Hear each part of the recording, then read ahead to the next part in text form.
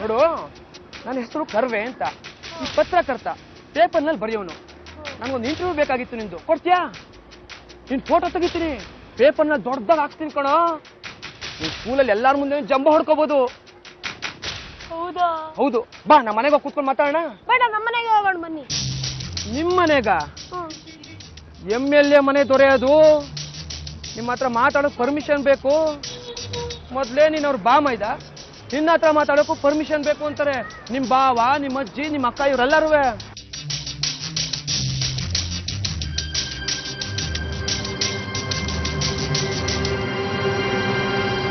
ಹೇ ಗಣೇಶ, ಹೇ ಗಣೇಶ!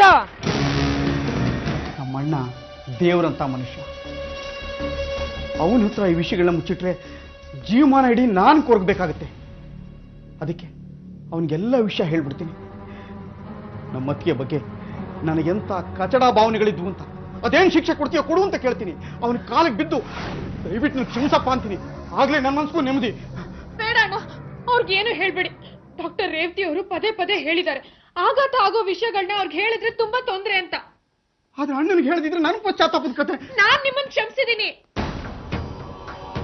ನಾನೇ ಅಣ್ಣ, ಇವತ್ತು ನಾನು ಸ್ಕೂಲಿಂದ ಬರ್ತಾ ಏನಾಯ್ತು ಗೊತ್ತಾ? ಯಾವನೊಬ್ಬ ಬಂದು ನಿನ್ ಫೋಟೋ ಹಿಡಿತೀನಿ, ಪೇಪರ್ ಅಲ್ಲಿ ಹಾಕ್ತೀನಿ, ಇಂಟರ್ವ್ಯೂ ಎಲ್ಲ ಹಾಕ್ತೀನಿ ಅಂದ. ನೋಡಕ್ ಹೇಗಿದ್ದ?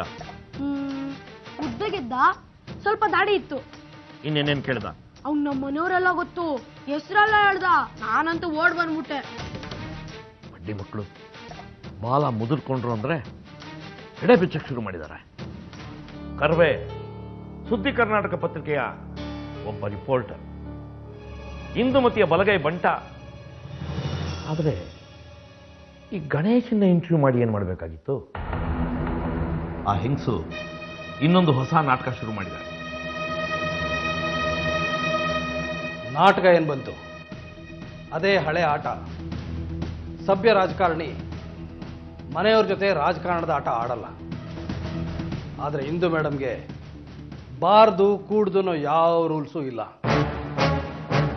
ನಮ್ಮನೆತನದವರು ದಾನ ಧರ್ಮ ಅಂತ ಬೇಕಾದಷ್ಟು ಮಾಡಿದ್ದಾರೆ. ಹಳ್ಳಿ ಹಳ್ಳಿನೇ ಉದ್ಧಾರ ಮಾಡಿದ್ದಾರೆ. ನಮ್ಮ ನರಸಿಂಹನು ಅದನ್ನ ಮುಂದುವರ್ಸ್ಕೊಂಡು ಬಂದಿದ್ದಾನೆ.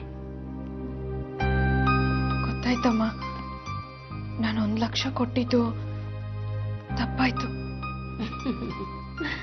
ಕೊಟ್ಟಿದ್ ತಪ್ಪು ಅಂತ ಹೇಳ್ತಿಲ್ಲಮ್ಮ, ಹೇಳ್ದೆ ಕೊಟ್ಟಿದ್ ತಪ್ಪು ಅಂತ ಹೇಳ್ತಾ ಇದ್ದೀನಿ. ನಾನಾಗ್ಲಿ ನರಸಿಂಹ ಆಗ್ಲಿ ಕೊಡ್ಬೇಡ ಅಂತ ಹೇಳ್ತಿಲ್ಲ. ಆದ್ರೆ ಸುಮ್ನೆ ಆ ಹಲ್ಲಿನ ಬಾಯಿಗೆ ಸಿಕ್ಕಾಕೊಂಡಾಗಾಯ್ತಮ್ಮ.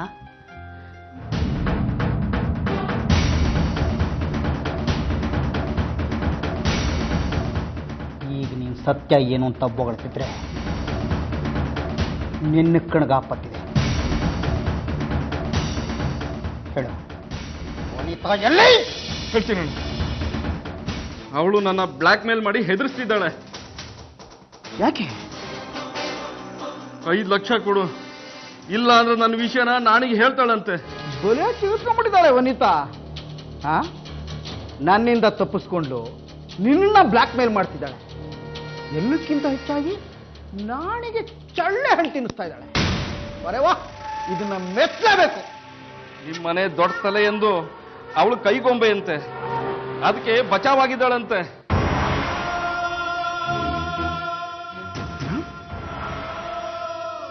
ನಮ್ಮನೆ ದುಡ್ಡು ತಲೆನಾ? ನಾನು ಕಣ್ಣು ಮುಚ್ತೀನಿ, ನೀನು ದೊಡ್ಡ ಮೆಣಸಿನ್ಕಾಯಿ ತಿನ್ಸ್ಬಿಡ್ತೀಯ. ಏನಿಲ್ಲ, ನಾನೇನ್ ಹಾಗೆ ಮಾಡಿರಲ್ಲ. ಮಾಡ್ದೆ ನೋಡು, ನನ್ನ ಬಾಯಿಂದ ಇನ್ನೂ ಆ ಖಾರ ಹೋಗೇ ಇಲ್ಲ. ಹೌದಾ? ಅದಕ್ಕೆ ನಾನೇನ್ ಮಾಡ್ಲಿ? ಖಾರ ಹಚ್ಚಿದ್ ನಿಂತಾನೆ, ಈಗ ಅದನ್ನ ಸಿಹಿ ಮಾಡು.